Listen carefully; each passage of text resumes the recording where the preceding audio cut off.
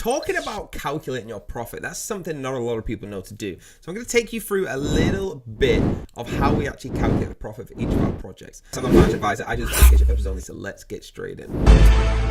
So I'm taking you here first, right? How to calculate profit for each project. No matter if this is a stock company, a crypto company, it does not matter. What you want to look at is the revenue, the cost, and the profit and loss. Does that make sense to everyone? The revenue is exactly what you're bringing into the company, all right? That's your predictability of what's actually coming in. Now, the cost is what you're spending. So what that means is whatever you're bringing in compared to what you're spending, there will be your profit and loss. All right, super easy to figure out. You get all different kind of charts. Okay, and what I want you to do is play around, go onto charts. All right, you can go onto time analytics software, play around with what you need to do and put all your actual data in, and you will see. And what I want you mostly to do is do your own research with every crypto project we throw on here, and this is what you should be looking at: what their costs are, what their revenue is, what their profit is. All right, so have a look at this. The links will be down below to show you how to calculate your portfolio profit. One of the biggest things that stand out to people is the profit and losses, right? So profits, okay, we're used to purchase another project, which was not the case. Keeping stable coin allocation for the purpose of illustrations, right? Basically what I'm saying is the profits of a company is what they can actually allocate out to use for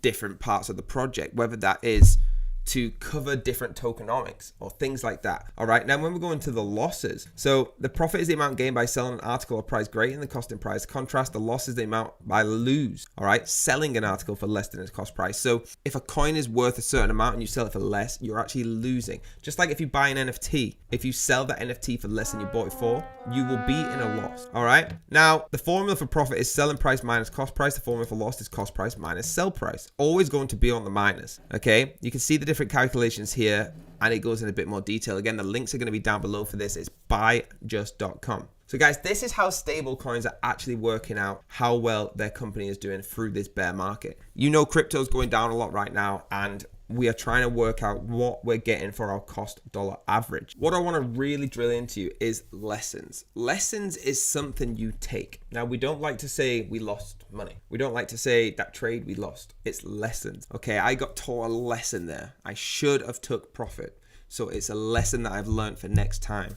That's what I really want to drill into. Okay, the number one thing that we learn, a portfolio construction looks pretty solid, given risks are relatively low, but at any point, crypto can drop, stocks can drop, forex can drop, anything could drop. So take the lesson. Okay, if it happens once, it could happen again. So make sure you're taking profit at all times. That doesn't mean don't hold. I mean, just be smart and take profits. Okay, guys, if you love this video, hit the like button, hit the subscribe button, hit the bell if you want to be notified, and I will see you next time.